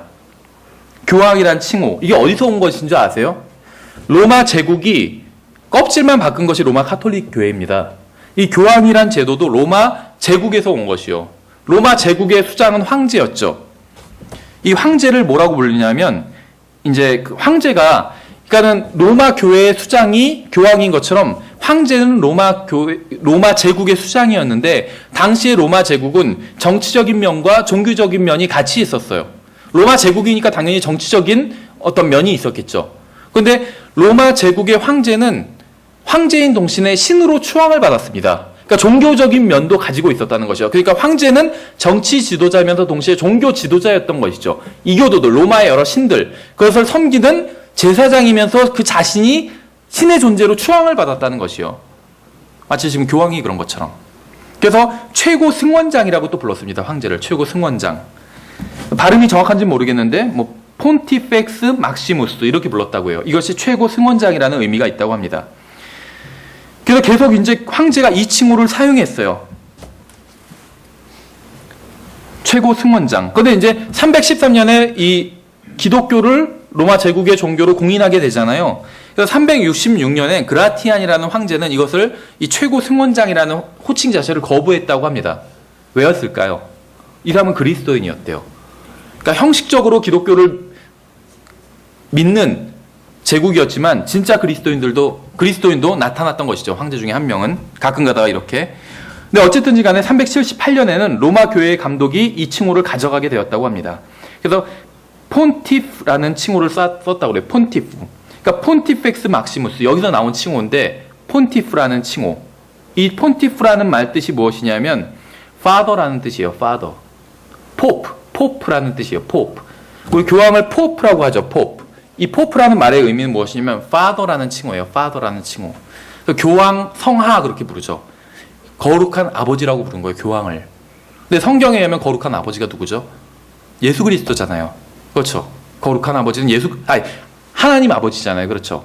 오직 하나님만이 유일하게 거룩한 아버지예요. 그 외에 거룩한 아버지는 존재하지 않아요. 그냥 아버지들은 있지만 거룩한 아버지는 하나님밖에 없어요. 그렇죠. 근데 교황을 그렇게 부르기 시작했다는 것이죠. 이렇게 해서 처음 5세기 동안에 생겨나게 된 이 가짜 교회의 특징은 자치적이지 않고 침례에 의한 중생을 교리로 채택했고, 유아세례 같은 것, 이런 것들을 교리로 채택했고, 또 교권 제도를 받아들이게 되었고, 이런 잘못된 침례, 또 유아세례, 세례를 실행을 했습니다. 결국 신실한 그리스도인들은 세속적인 권세를 등에 업은 가짜 교회의 박해를 피해서 숲이나 산속이나 골짜기나 동굴 속으로 숨어 들어가게 된 것입니다. 그렇죠. 그래서 이단으로 불리면서 이 버거모 시대의 대표적인 잘못된 교리들을 우리가 정리해 본다면, 그 피 흘린 발자취라는 책에 보시면 이 각 시대마다 또 그 연도별로 어떤 잘못된 교리가 이제 공식적으로 카톨릭 교회 내에서 선포됐는지 그 연대가 나옵니다. 그것은 이제 자세한 거 한번 참고를 해보시고, 이 지금 로마 카톨릭 교회, 또 로마 카톨릭 교회에서 반만 나온 개신교, 그 외에도 또 자생적으로 만들어진 어떤 다른 여러 가지 잘못된 교회들, 이런 교회들이 실행하는 잘못된 교리들이 있어요. 근데 이 잘못된 교리들이 한꺼번에 다 등장한 것은 아닙니다. 역사적으로 보면 이제 순차적으로 등장을 하게 돼요. 그래서 이 버가모 시대, 대략 AD 300년부터 500년까지 이 버가모 교회 시대에 나온 잘못된 교리들을 좀 간단히 살펴보면 이제 교황 제도의 시작을 볼 수가 있습니다. 아직 교황 제도가 지금처럼 막강하진 않아요.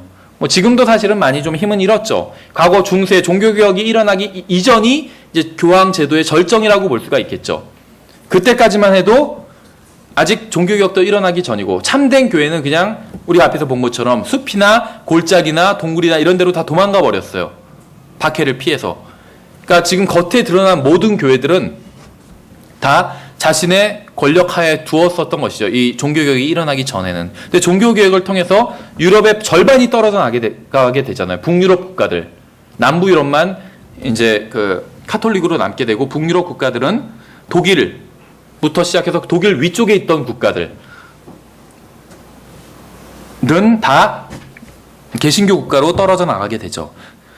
그래서 어쨌든지 간에 이 버거모 교회 시대는 아직 그 교황의 그 권력이 절대적인 시기는 아니었지만, 이제 교황 제도가 이제 서서히 시작되는 시기였다고 볼 수가 있습니다. 그래서 로마 카톨릭의 역사를 보면 실질적으로 첫 번째 교황이 대략 이 시기에 등장을 합니다. 그러니까 역사 속에 있었던 첫 번째 교황, 카톨릭 교회사가들조차도 300년 이전에 있던 교황들은 다 지어낸 인물이라고 인정을 해요. 그건 실제 있었던 인물이 아니라 베드로만 실제 있었던 인물인데 베드로는 교황이 아니었죠. 뭐 베드로가 교황이 아닌 증거는 여러 가지로 많죠. 베드로는 부인도 있었잖아요. 그렇죠? 부인. 근데 교황은 부인이 없잖아요. 교황은 은과 금이 굉장히 많이 있죠. 바티칸 다 보물로 만들었어요. 교황이 사는 집. 근데 베드로는 은과 금도 없었잖아요. 사도행전에 나오잖아요. 그렇죠? 거지가 손 내미니까 은과 금은 나에게 없으나 다른 거를 주겠다 이렇게 얘기를 했었죠. 병을 고쳐줬잖아요. 그 베드로는 경배를 받지 않았잖아요. 그렇죠? 근데 교황은 경배를 받아요. 누가 절하려고 하면 교황은 받는다는 것이죠. 그 절을. 베드로는 받지 않았죠. 그것을. 그 베드로가 교황과 다른 점은 너무나도 많이 있다는 것이죠.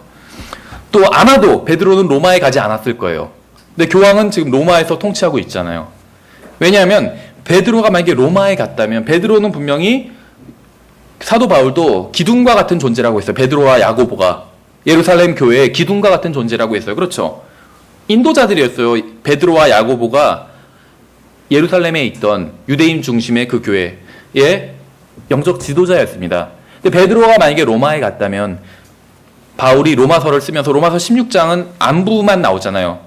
누구에게 문안하라, 누구에게 문안하라 그런 것이 쭉 나오잖아요. 로마에 있는 성도들이거든요. 근데 베드로의 이름을 뺐을 리가 없다는 것이죠. 그렇죠? 그래서 베드로는 아마 로마에 안 갔을 것이다. 이렇게 결론을 내리는 게 자연스럽다는 것입니다. 어쨌든지 간에 이 시기에 이제 교황 제도가 시작되는 시기였다. 이렇게 볼 수가 있어요. 아직 그 힘이 절대적인 것은 아니었지만 이제 서서히 힘을 키워가는 시대였다. 이렇게 볼 수가 있습니다. 예, 그다음에 이제 천사 숭배, 성인 숭배가 이 시대에 시작되었다고 볼 수가 있어요. 성인 숭배와 함께 이제 천사 숭배도 서서히 시작됐다고 볼 수가 있겠죠. 거의 같다고 보시면 돼요. 뭐 누구의 수호 성인 이런 것들 있죠. 이런 것들이 이제 이 시대에 본격적으로 나오게 되었다고 볼 수가 있습니다. 고린도전서 1장 2절을 보시면 뭐 고린도전서 1장 2절뿐만 아니라 여러 가지 뭐 다른 서신들에도 나오는 표현인데 고린도에 있는 하나님의 교회 이 고린도에 있는 하나님의 교회 이래놓고 이것이 무엇인지 설명하고 있죠. 곧 이분 같다는 것이죠. 곧 그리스도 예수님 안에서 거룩히 구별되고 그러니까 고린도에 있는 하나님의 교회는 누구냐면 그리스도 예수님 안에서 거룩히 구별된 사람이에요. 또 성도로 부르심을 받은 자들과 또 각처에서 예수 그리스도 우리 주 곧 그들과 우리의 주 되신 분의 이름을 부르는 모든 자들에게 편지하노니 그러니까 고린도전서에 의하면 성경에 의하면 성도란 누구신가? 그리스도 예수님 안에서 거룩히 구별된 사람들이에요. 예수님을 믿으면 하나님께서 우리를 거룩히 구별해 주시죠. 우리는 성별되었어요. 또 성화되었어요. 다른 말로 거룩히 되었어요. 우리는 그렇죠. 예수님을 믿는 순간 거룩히 되어요. 그 날마다 또 거룩히 돼가고 있어요. 그 나중에 완전히 거룩히 될 것이에요. 그렇죠. 삼중적이에요. 우리의 거룩함은 이미 거룩히 되었고 나중에 완전히 거룩히 될 것이에요. 그래서 여기서 말하는 거룩히 구별된 자들, 예수님을 믿는 사람들을 얘기하는 것이죠. 성도. 그래서 성경에 의하면 예수님을 믿는 사람들이 성도라는 것을 알 수 있습니다. 세인트. 근데 로마 카톨릭은 아시는 것처럼 이제 어떠한 특별한 사람들, 믿는 사람들 중에 더 훌륭한 사람들, 이런 사람들만을 세인트라고 이렇게 부릅니다. 성인이라고 부른다는 것이죠. 근데 이것은 성경에서 나온 것이 아니라는 것이죠. 그래서 이때부터 이제 서서히 이 성인 숭배가 시작되었습니다. 그래서 천사 숭배도 시작되었고, 그러면서 이제 그 성인들 중에서도 등급을 정해서 더 높은 성인, 대표적인 경우가 바로 마리아 같은 경우를 들 수가 있겠죠. 그래서 이제 마리아를 숭배하기 시작한 것입니다. 근데 아까 말씀드린 것처럼 어떤 여자를 신으로서 숭배하는 것, 이것은 고대 종교에 있었던 것이요. 바벨론 종교부터 있었던 것이고 세계 각처에 있던 모든 잘못된 거짓 종교가 가지고 있었던 것입니다. 성경에도 나와요. 여신 숭배, 이것에서 나온 것이요. 마리아 숭배는 성경에도 나와요. 예레미야 44장을 보시면 이상하지 않으세요? 성경에는 여자를 숭배하라고는 말씀이 없어요. 어떤 여신을 숭배한 적도 없고 오직 한 분 하나님만 숭배하고 있어요. 그런데 성경에도 여러 가지 바알의 종교들, 잘못된 종교들이 나오는데 예레미야 44장을 보면 하늘의 여신을 숭배하는 사람들이 나와요. 예레미야 44장 15절부터 나와 있어요. 예레미야 44장 15절부터 쭉 보시면 우리가 뭐 시간이 없으니까 읽지는 않지만 15절부터 30절까지 보시면 하늘의 여신을 숭배하는, 하늘의 여신에게 분향하고 하늘의 여신을 숭배하는 이야기가 나옵니다. 18절에 우리가 하늘의 여왕에게 분향하고 그 여왕의 음료 헌물 붓는 일을 그만둔 뒤로부터 우리에게 모든 것이 부족하고 우리가 칼과 기근으로 소멸되었느니라 하며, 그러니까 하늘의 여왕을 섬기는 자들에 대해서 지금 말씀하고 있죠. 경고하고 있어요. 15절부터 19절에 특히. 예, 그래서 이 마리아 숭배는 다른 데서 나온 것이 아니라, 성경에서 나온 것이 아니라 바벨론 종교에서 나왔다는 것이죠. 하늘의 여왕을 숭배하는 것은 이전에 잘못된 종교가, 바벨론 종교가 하던 짓이었다는 것입니다. 그래서 이것을 이제 교회 내로 갖고 온 것에 불과하다고 볼 수가 있어요. 예, 그러면서 성인 숭배, 마리아 숭배, 천사 숭배를 하면서 자연스럽게 딸려온 것이 바로 성상 숭배겠죠. 성상 숭배. 이 사람들을 숭배해야 되는데 보이지가 않으니까 제대로 숭배하기가 힘들어요. 그래서 이제 성상을 만든 것이죠. 그래서 이걸 다른 말로 뭐라고 하시는지 알죠? 성상이나 이런 것들을 예배 보조 기구라고 불러요. 예배 보조 기구. 그래서 우리가 하나님을 섬기는데 도움을 주는 기구다, 이렇게 부르고 있는 것이죠. 성상이나 다른 것들, 여러 가지 그런 것들을. 그래서 잘못된 종교는 이런 예배 보조 기구들이 있어요. 자기가 믿는 것, 어떤 섬기는 것들을 형상으로 항상 만든다는 것이요. 근데 우리에게는 참된 형상은 한 분뿐이 없죠. 예수 그리스도. 하나님의 정확한 형상이라고 말씀하고 있잖아요. 예수 그리스도가. 그 외에는 다 잘못된 형상들이에요. 그래서 우리가 섬기지 않는 것이죠.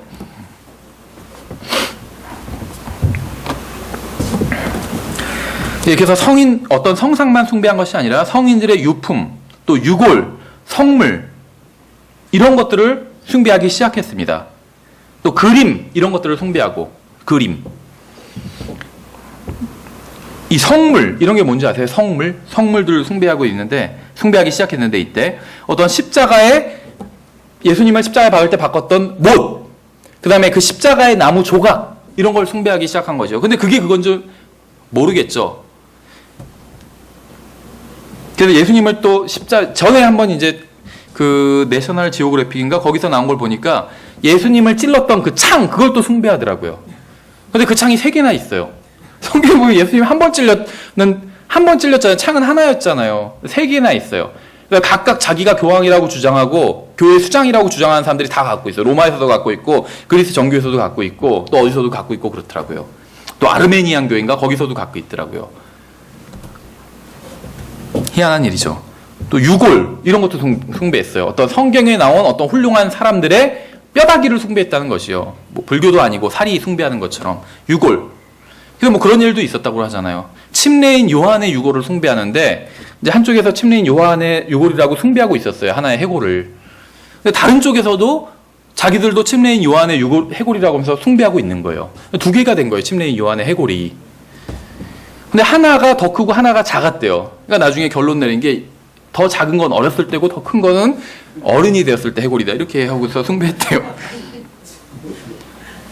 모르겠어요. 그게 사실인지 아닌지. 그런 하여튼 얘기가 있어요. 교회사 얘기에 보면. 하여튼 이런 것들을 숭배하기 시작한 거예요. 이거 말이 안 되는 것이죠. 이런 짓을 하지 말라고 예수님께서 오신 것이죠. 참된 자유를 주시기 위해서. 근데 정반대의 짓을 하고 있었던 것이에요. 십자가를 숭배하고 십자가 모양. 모르겠어요. 뭐 십자가 그 표시를 교회에 걸어놓는 것. 이거 자체가 뭐 잘못됐다고 보지는 않습니다. 근데 이제 거기에 또 예수님을 달아놓죠. 예수님의 형상을 조각해서 카톨릭 교회에선. 그건 분명히 잘못된 것 같아요. 십자가를 달아놓으려면 빈 십자가를 달아놓을 것이지. 왜냐하면 십자가에 지금 예수님이 달려 계시지 않잖아요. 그렇죠? 근데 카톨릭에선 죽은 예수가 달려있는 그 십자가, 그걸 계속 숭배한다는 것이죠. 예수님은 거기 계시지 않으세요. 그렇죠? 십자가에 더 이상 달려 계시지 않으세요. 단 한 번만 고난을 당하셨어요. 우리를 위해서. 그리고 부활하셨잖아요. 어쨌든지 간에 이 십자가를 숭배하는 것, 이것은 굉장히 잘못된 것입니다. 이건 뭐 상식적으로도 알 수가 있어요. 어떤 뭐 코미디 막 소재로 쓰이더라고요. 요즘은 그런 것들이. 생각해 보세요. 누군가 총 맞아 죽었다면, 아버지가 총 맞아 죽었어요.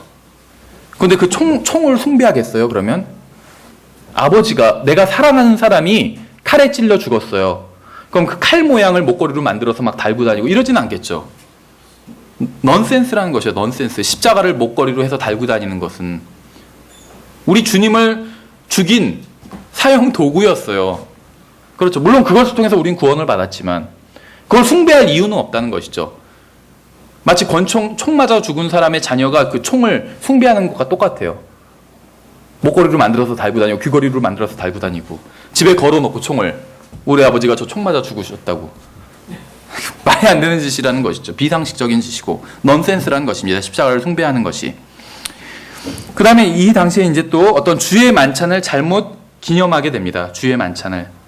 그래서 로마 카톨릭에서는 우리가 이제 한 달에 한 번씩 주의 만찬을 하죠. 주의 만찬. 그래서 빵을 떼고 이제 포도즙을 마십니다. 그래서 마치 우리가 예수 그리스도의 그 피로 구원받았고 예수님의 그 몸을 다 찢겨서 우리가 한 몸이 되었다. 이런 것들, 예수님의 죽으심을 기념하기 위해서 주의 만찬을 하는 것이요.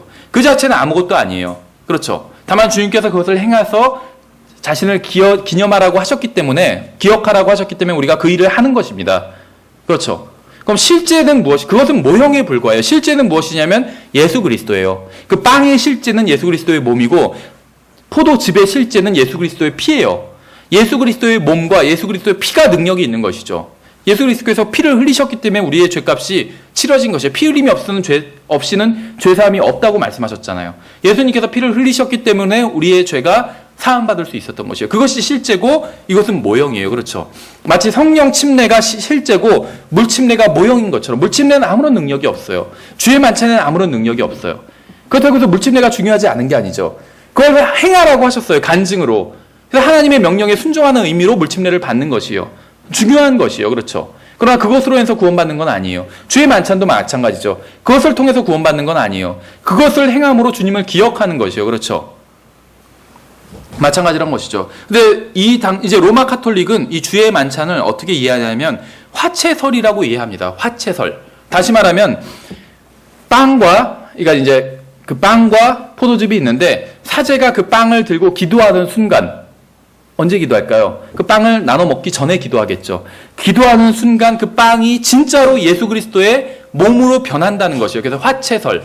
진짜 예수 그리스도의 몸이 된다. 그것이 화채설이에요. 그 사제가 기도하는 순간 그 포도주가 실제로 예수 그리스도의 피로 변한다. 이렇게 주장하는 사람들이에요. 주장하는 것이에요. 이것이 바로 화채설입니다. 그렇죠.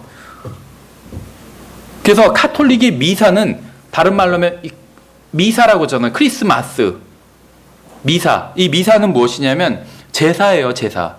그래서 카톨릭의 제사장이 신부잖아요. 그렇죠. 우리는 신부라고 부르는데 이 신부가 영어로는 뭐 father 이렇게 부르긴 하지만 신부라는 말이 영어로는 priest거든요.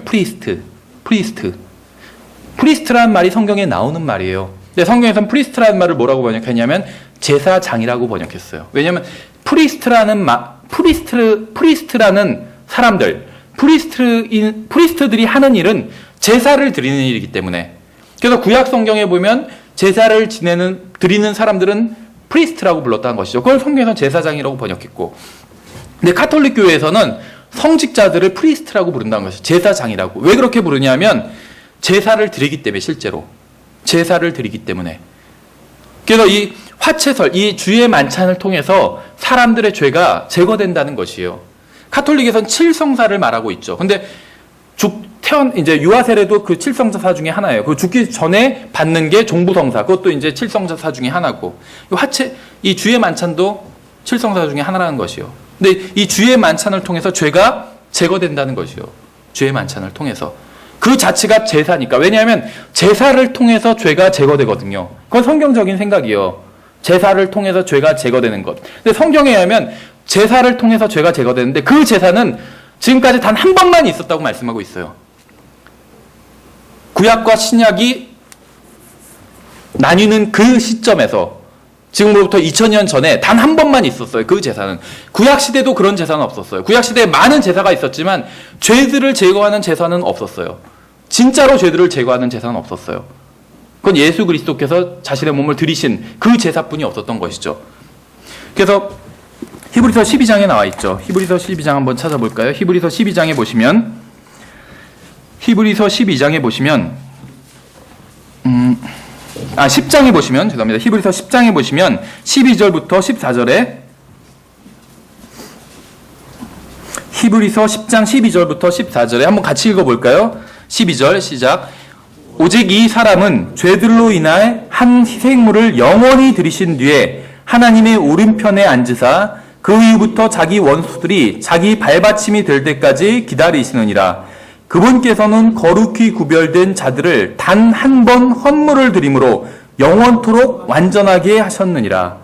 단번에 영원히 하신 것이죠. 단 한 번의 헌물로 영원히 제사를 드리신 것이요. 그래서 죄들을 제거하는 것이 바로 제사인데, 이 제사는 단 한 번만 있었어요. 예수님이 단 한 번, 2000년 전에 단 한 번 드리신 것이죠. 그래서 매번 주의 만찬을 할 때마다 죄가 제거되는 것이 아니에요. 로마 가톨릭 교회는 주의 만찬을 할 때마다 죄가 제거된다고 주장하고 있는 것이에요. 왜냐하면 예수님의 몸을 다시 들이시니까, 예수님의 피를 다시 마시니까 그렇다는 것이죠. 이것은 잘못된 생각입니다. 그래서 이러한 잘못된 실행이 이제 이때부터 서서히 들어오게 됩니다. 그 다음에 이제 죽은 자를 위한 기도, 이런 것이 들어오고, 이교도들이 가지고 있던 개념이었죠. 성경에는 없는 개념입니다. 예, 그 다음에 이 시대에 이제 신의 사본과 바티칸 사본이 이 시대에 나오게 됩니다. 그래서 이 시대에 살던 사람이 바로 오리겐이라는 사람이었습니다. 이 오리겐이라는 사람은 성경을 영적으로 해석하던 사람이에요. 그래서 지금 성경을 영적으로 해석하는 사람들은 다 이 오리겐의 제자라고 볼 수가 있습니다. 성경을 영적으로 해석하면 어떤 일이 벌어지게 되냐면, 로마 교회의 주교, 다시 말하면 교황, 지금은 교황이고 이때 당시에는 아직 교황은 아니고, 이때 당시에 교황은 황제였죠. 그러니까 이때 당시에는 아직 교황은 아니었죠. 로마 교회의 주교였어요. 이 로마 교회의 주교가 최종 권위가 돼버린다는 것이요. 교황이나 황제가 최종 권위가 돼버린다는 것이요. 영적으로 해석하면. 결국 무슨 일이 일어난 것이냐면, 권위 있는 성경 대신 권위 있는 교회가 생겨나게 된 것이요. 교회와 성경 중에 누가 더 권위가 있냐면 성경이 더 권위가 있는데, 왜냐하면 성경이 법이고 교회는 입법부가 아니라 행정부이기 때문에 그 법 위에 있을 수가 없어요. 행정부는. 그렇죠. 행정부가 함부로 법을 고칠 수가 없어요. 행정부는 그런 권한이 없어요. 그렇죠. 그런데 교회가 더 성경보다 권위 있게 올라서 버렸다는 것이에요. 교회가. 왜냐하면 교회가 성경을 해석하기 때문에 그렇다는 것이요. 근데 그 교회가 누구냐? 자기네 교회라는 것이죠. 그럼 자기네 교회에서 누가 성경을 해석하느냐? 교황이 해석한다는 것이요. 그럼 결국 교황의 권위가 성경의 권위보다 더 위에 올라가 버리게 된 것이죠. 그래서 성경을 이렇게 영적으로 해석해서 어떤 일이 벌어졌냐면, 후천년주의라는 잘못된 이단 사상이 나타나게 된 것입니다. 로마 가톨릭 교회, 대부분의 장로교회는 다 이 후천년주의를 따르고 있어요. 후천년주의. 개신교라고 해서 다 후천년주의는 아니에요. 뭐 성결교나 예를 들면 순복음교회도 어느 정도는 전천년주의예요. 근데 이제 장로교와 이 로마 가톨릭은 후천년주의입니다. 후천년주의. 후천년주의는 어떻게 해서 생겨나게 된 것이냐면, 이 타락한 교부들이, 어거스틴이나 어떤 제롬 같은 타락한 교부들이 박해가 중단되었기 때문에 그리스도의 천년 통치가 시작됐다고 본 것이에요. 계속 박해가 있었죠.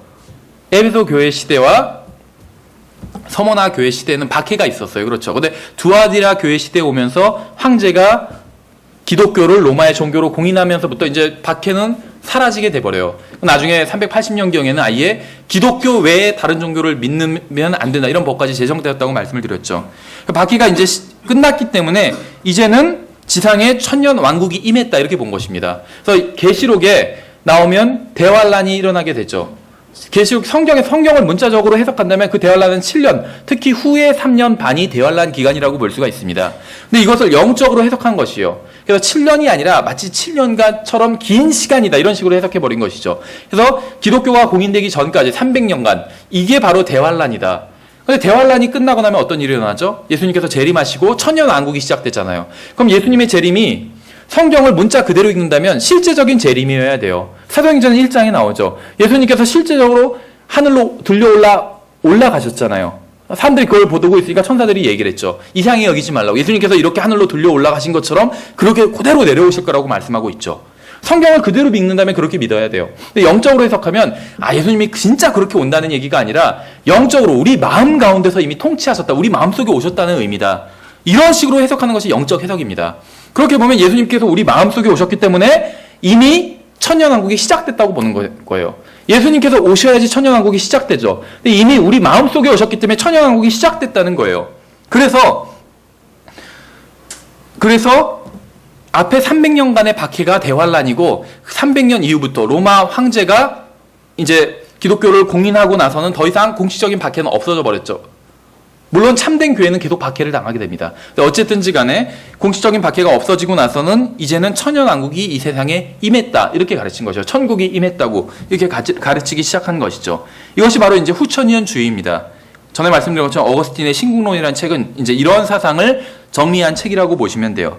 이러한 것들이 다 영적 해석의 결과라는 것이죠. 그 이런 성경을 영적으로 해석하기 시작한 것은 잘못된 성경이 나오면서부터 이제 영적 해석이 시작했다고 볼 수가 있어요. 그러니까 성경을 문자적으로 해석하지 않으면서부터 어떤 성경의 한 단어 한 단어가 다 중요한 것이 아니다. 이렇게 생각하게 되었다는 것이죠. 그래서 이런 잘못된 성경이 이 시대에 나오고 또 외경, 로마 카톨릭 교회 그 성경에 보면 외경이 포함되어 있습니다. 이런 외경도 이때 이제 카톨릭 교회의 정식 어떤 성경으로 포함되게 됩니다. 외경. 이런 외경은 성경의 내용과 모순을 일으키는 것들이 있어요. 그래서 아까 말씀을 드렸죠. 성경과 모순을 일으키는 것이라면 그것이 어떤 것이거나 그것은 잘못된 것이다. 라고 말씀을 드렸죠. 그래서 더 이상의 계시가 필요하지 않다. 이렇게 말씀을 드렸는데 이 외경이 그런 것이라고 볼 수가 있어요. 물론 이제 외경이 다 부정적이다. 이렇게만 볼 수는 없습니다. 긍정적인 면도 있어요. 예를 들면 뭐 마카비 상하 이런 것들 구약 외경인데 이런 구약 외경을 보면 그 당시 이스라엘의 역사를 볼 수가 있습니다. 왜냐하면 이런 외경이 모든 걸 다 지어낸 이야기가 아니라 어느 정도는 또 사실 그 역사적인 사실들을 또 이제 기록하고 있기 때문에 그래서 어떤 역사적인 어떤 가치가 있을 수는 있습니다. 외경이. 그러나 오류가 없는 하나님의 말씀은 아니라는 것이죠. 왜냐하면 잘못된 이야기들이 있어요. 어떤 외경 안에는 어떤 마술을 옹호하는 그런 내용도 있고 잘못된 내용들이 있기 때문에 성경과 모순을 일으키는 연옥에 관한 이야기도 외경에 나와 있어요. 성경에는 없잖아요. 근데 성경에 의하면 사람은 하늘나라가 아니면 지옥에 가요. 중간지대는 없어요. 그렇죠. 안식을 취하는 장소가 아니면 고통을 당하는 장소로 가게 돼요. 근데 외경에는 연옥에 대한 이야기가 나온다는 것이요. 중간지대가. 그러니까 이거는 성경, 우리에게 주신 계시와 다른 계시인 것이죠. 그래서 우리는 그것을 거부해 버릴 수밖에 없다는 것이요. 근데 이 시대에 이제 성경에 대해서 어떤 성경이 절대적인 것이다. 한 글자 한 글자가 이런 믿음이 잘못된 교회 내에선 사라지면서부터 그래야지 자기들을 정당할 수가 있겠죠. 자기들은 타협했기 때문에 주님의 말씀을 그대로 지키지 않고 문자 그대로 지키지 않고 타협했기 때문에 성경을 이제 영적으로 해석하기 시작한 것이요. 이렇게 해도 된다 그냥. 그런 정신만 있으면 어떤 사랑의 정신만 있으면 이교도도 다 포용해야 돼. 이런 식으로 생각을 했겠죠. 영적으로 해석해버리기 시작했다는 것이요. 그러면서 성경과 일치하지 않는 내용을 담고 있는 외경들도 이제 카톨릭의 성경에 포함되게 되는 시기라는 것입니다. 예, 그 다음에 우리가 앞에서 본 것처럼 침례에 의한 구원, 또 유아 세례를 통한 구원, 유아 침례 이런 것들이 이 시기에 생겨나게 되었습니다. 그리고 또 이제 이 시기에 어떤 크리스마스를 지키는 것, 12월 25일을 지키는 것, 또 어떤 성인들의 기념일, 성 누구 데이, 뭐 성 발렌타인 데이 이런 거 지키잖아요. 그렇죠. 지금은 초콜릿 팔아먹는 날이지만 어쨌거나 성 발렌타인이라는 사람의 기념일을 지키기 시작한 것이죠. 또 뭐 일요일을 지킨다든지 이것을 안식일의 개념으로 우리는 그냥 그날 모이기가 편리하기 때문에 일요일에 모이는 거예요. 일요일에 모이지 않으면 뭐 큰일 나기 때문에 일요일에 모이는 것이 아니라 만약에 공휴일이 수요일이면 우리는 수요일에 모여요. 물론 이제 주님께서 일요일 오전에 부활하셨기 때문에 일요일에 모이는 것이지만 일요일에 다 쉬니까 어디건 다 서구 세계에서는 쉬었어요. 일요일에. 그렇죠. 그래서 일요일에 모이는 거예요.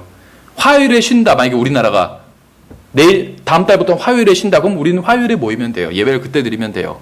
어느 날을 지키는 사람이 아니라는 거예요. 편리하니까. 주님께서는 자주 모이라고 하셨잖아요. 그렇죠. 모이기를 힘쓰라고 말씀하셨어요. 그래서 우리가 일주 단위로 이렇게 모이는 것이에요. 기본적으로. 그 주중에 한 번 더 모이고 일주 단위로 모이면 까먹을까 봐. 그렇죠. 주중에 한 번 더 모이잖아요. 다른 이유는 없어요. 자주 모이는 것이에요. 그렇죠. 어떤 날을 지키기 위해서 모이는 것은 아니라는 것이죠. 그래서 성경적 기독교는 어떤 날을 지키는 것과는 전혀 관계가 없다는 것입니다. 우리가 잘 아는 구절이지만 한번 찾아보면 갈라디아서 4장에 나와 있죠. 갈라디아서 4장에 10절, 11절을 보시면 갈라디아서 4장